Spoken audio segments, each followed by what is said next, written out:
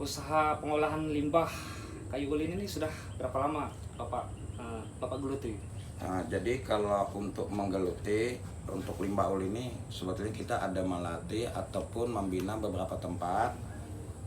Mungkin sudah dulunya kita ini kan bukan di daerah kita sini, tetapi kita memberikan latihan ataupun memberikan keahlian ini kepada yang lain. Jadi kita itu daerah ini daerah Sidorejo. Jadi berhubung kita untuk sekarang ini kita berdomisili di Mendoza Seberang, kemudian Mendoza Seberang ini juga kan memang untuk kerajinan kan belum ada. Jadi saya memulai dengan modal sendiri. Bagaimana caranya bahwa di Mendawa ini pun ada suatu kerajinan yang khususnya khas limbah daripada kayu ulin. Makanya ini kita buat di Mendawa ini sudah berjalan kurang lebih sekitar 5 bulan sampai sekarang. Inisiatif awal Bapak menggeluti usaha pengolahan limbah kayu ulin ini awalnya dari mana? Inisiatif awalnya? Oh ya, jadi begini, untuk inisiatif kita mengolah limbah ulin ini, karena kan kita di Pangkalan Bun ini kan terkenal dengan kayu ulin. Ya.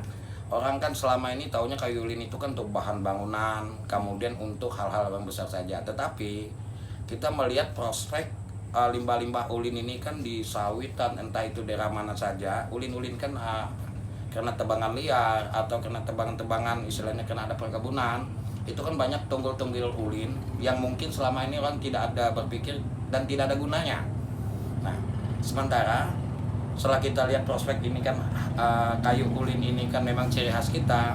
Makanya saya sendiri pribadi pada saat kita belum punya modal, pada saat itu kita berbicara kepada yang lain dan memang alhamdulillah pada saat kita berikan kesempatan pada yang lain itu ternyata prospek limbah kayu ulin ini kedepannya ini sangat bagus sekali. Yang kedua memang tujuan utamanya ini kan semakin hari, bulan, semakin tahun kayu ulin ini mungkin akan punah. Nah, karena berpikir demikian, saya sendiri karena memang hobi di bidang seni, pembuatan apa saja, jadi saya berpikir bagaimana untuk di Mendawa ini saya buat walaupun kecil untuk pembuatan limbah-limbah ulin ini. Karena limbah-limbah ulin ini sangat banyak daerah sawit, daerah hutan yang ditebang begitu saja dan ditinggal. Nah, saya berpikir apa salahnya itu kita gunakan supaya ada nilai ekonomi untuk menambah pendapatan penghasilan. Jadi saya coba akhirnya saya berpikir saya buat dengan peralatan yang seadanya ini manual semua ini. Jadi bukan peralatan arti kata yang biasa disediakan atau memang sudah rakitan perusahaan, tidak, tapi ini kita rakit secara manual. Manual saja ini. Terus untuk modal usaha awal kira-kira ada gambaran, artinya berapa kira-kira usaha modal awal untuk menggeluti usaha ini? Nah, jadi kalau untuk modal awal kita variatif saja. Mau yang modal kecil bisa, mau yang modal besar bisa, tergantung kemampuan. Jadi kalau untuk yang modal besar ini ya karena saya membuat kemarin tuh dari bangunan yang kecil ini, kemudian bahan-bahan kayunya, peralatan-peralatan karena saya beli semua karena dari nol. Ya mau tidak mau menggunakan biaya agak besar. Itu kurang lebih keseluruhan dari bangunan, kemudian bahan-bahan limbah ini saya beli dari masyarakat. Nah, dengan harga standar, istilahnya yang sudah biasa mereka jual ke bantilan.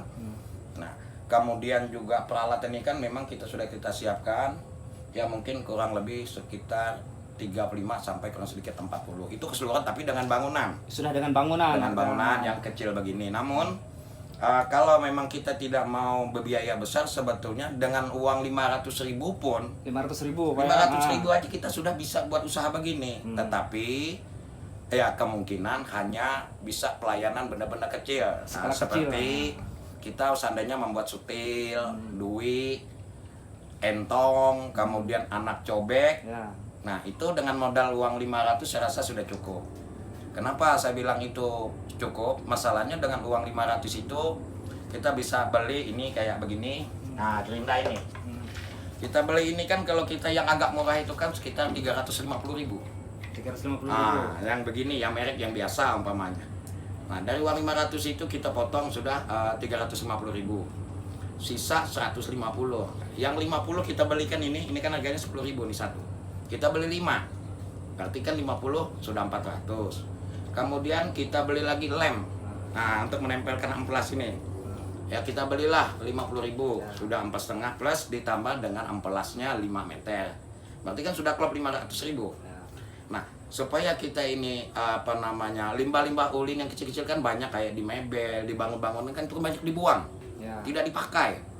Nah, kita bisa aja apakah itu mau beli, tapi saya rasa itu kalau limbah mebel bangunan tuh yang bendanya panjang 20 cm, ukuran 5-10, kemudian belah-belahan di mebel itu kan banyak dibuang. Kadang-kadang hanya dibakar. Ya kalau memang kita memang ada minat tuh kadang-kadang kalau kita berbicara mereka kadang-kadang diberikan begitu saja. Oh, diberikan gitu aja Pak? Ya, diberikan. Nah, kemudian kita coba kita buat. Ada mungkin kita buat anak cobek. Nah, dan anak cobek ini alhamdulillah kalau untuk pasarnya sangat bagus sekali. Dan ini memang banyak yang pesan, tetapi itu tadi kebanyakan karena nilainya kan kecil, hanya Rp5.000 per anak cobek. Tetapi kalau kita hitung volume, kita buat 100-200 biji, kita kalikan 5.000 kan sudah lumayan uangnya. Nah, kemudian sutil atau duit itu kan variasi, ada harga 5.000, 10.000, 15, 20 sampai 25.000. Itu untuk harga jual saja. Arti kata kita melempar. Nah, untuk pemasaran sendiri selama ini yang Bapak jalani, bagaimana menurut pendapat Bapak dengan pemasaran produk hasil limbah kayu ulin ini, khususnya untuk wilayah Kota Waringin Barat? Nah, jadi kalau kita berbicara untuk pemasaran, ya alhamdulillah. Kalau untuk pemasaran sangat bagus sekali. Nah, kemungkinan besar kalau untuk saya sendiri yang memproduksi itu pun tidak telayanan. Nah, tidak telayan arti kata kita banyak yang mesan maunya misalnya tolong buatkan cobek sekian puluh, minta waktu sekian hari. Nah, karena kita ini kan terbatas waktu, kemudian pengerjaannya pun kita tidak ada karyawan, tidak ada yang membantu, otomatis saking terjadinya keterlambatan. Karena terjadi keterlambatan tadi, jadi kita itu setiap orang memesan, kita hanya bisa menjanjikan bisa kita bantu kita buatkan, tetapi sudah selesai baru kita antar. Jadi belum mampu kita ini menepati waktu. Arti kata sesuai dengan apa yang diharapkan pembeli atau yang memesan. Jadi kita selalu selama ini setiap yang datang memesan, kita selalu memberikan kesempatan, arti kata barang selesai kita antar. Artinya untuk pemasaran ya kita anggap lumayan tinggi lah. Lumayan tinggi, bagus, sangat bagus sekali. Itu untuk wilayah Kobar, belum wilayah Kobar. Belum untuk yang lain. Luar daerah. Luar daerah. Banyak juga dari luar daerah. Seperti kemarin yang dari Pelangka datang karena melihat di medsos atau cerita-cerita orang atau di acara begoyak, karena kan kebetulan alhamdulillah tempat kita ini sudah dikenal. Mereka tiba-tiba datang, Pak, saya bisa pesan tidak anak cobek 200 biji, lusa saya ambil. Akhirnya saya angkat tangan. Kenapa? Karena ketidakmampuan membuat begitu banyaknya dengan waktu yang begitu singkat.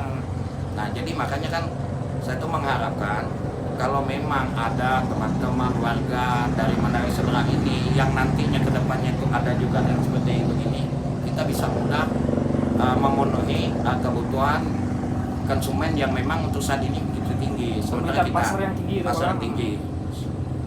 Terus harapan kedepannya dengan usaha pengolahan limbah ini, harapan Bapak pribadi sendiri seperti apa untuk kedepannya?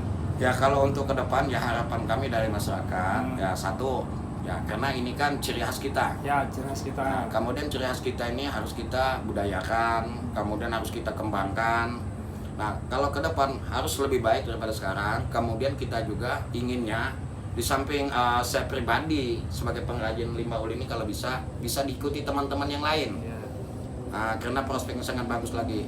Nah, kemudian tujuannya kenapa saya memang minat saya lebih tinggi ke limbah ulin, karena ulin ini satu ciri khas daerah. Yang kedua, khusus Kota Barat ini kan sudah mulai sedikit-sedikit agak langka.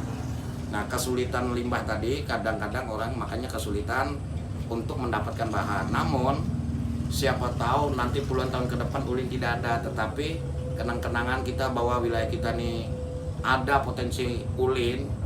Nah, makanya untuk tunggul-tunggul ini kita buatlah sebagai arti kata cikal bakal sisa-sisa bahwa daerah kita ini mempunyai kayu ulin yang selama ini digemari atau dikenal dengan kayu besi.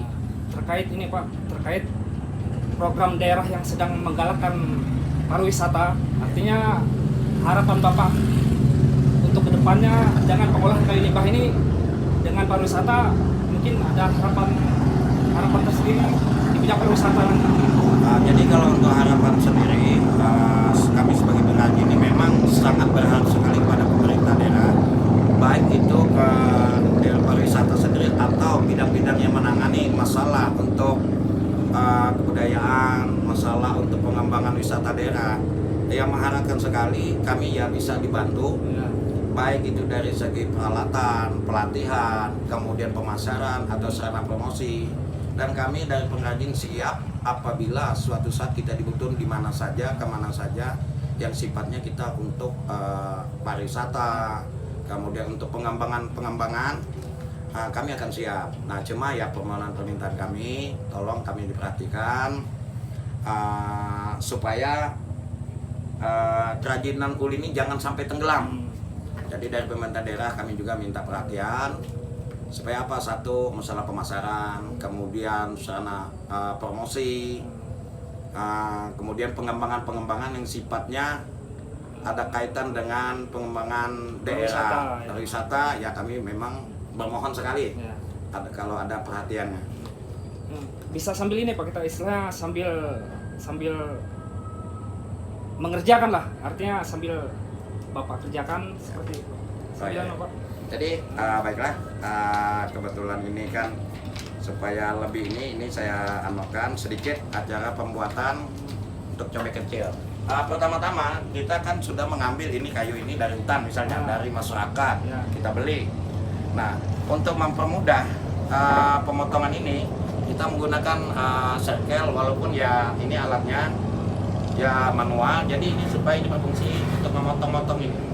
Nanti hasilnya begini. Nah ini hasil yang sudah kita potong daripada ulin yang potong-potongan tadi. Nah setelah ini kemudian karena alat kita manual, kita memasang piringan untuk pengunci. Nah jadi piringannya begini. Nah ini piringan untuk ukuran yang kecil, untuk pembuatan gelas, mangkok dan macam-macam benda kecil. Sementara yang ini untuk benda-benda besar. Nah, nanti kita bor untuk lubang-lubang ini akhirnya kita baut. Kita pasang pengunci ini supaya mudah nanti dalam pembentukan.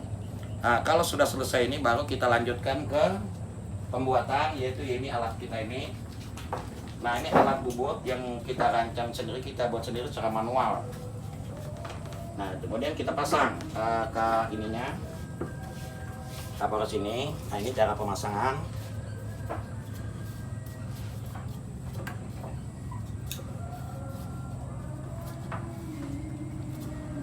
Nah, kalau sudah press begini, nanti ini adalah alat pengukur supaya kita mudah membubut. Jadi alat ini bisa kita mainkan. Seberapa besar kebutuhan kita. Jadi alat ini berfungsi untuk memasang alat penahan untuk kita bubut. Nah, karena ini sudah kita ukur, jadi ini pas memang untuk ukuran dia, kita pasang. Nah, demi keamanan kita, jadi kita ada membuat juga alat, yaitu untuk bagian depan, yaitu pengaman. Seandainya terjadi, siapa tahu baut ini nanti tidak kencang atau terjadi kecelakaan atau lepas nanti. Karena alat ini manual, jadi ini kan serba ada resiko. Nah, jadi ini kita pasang dulu.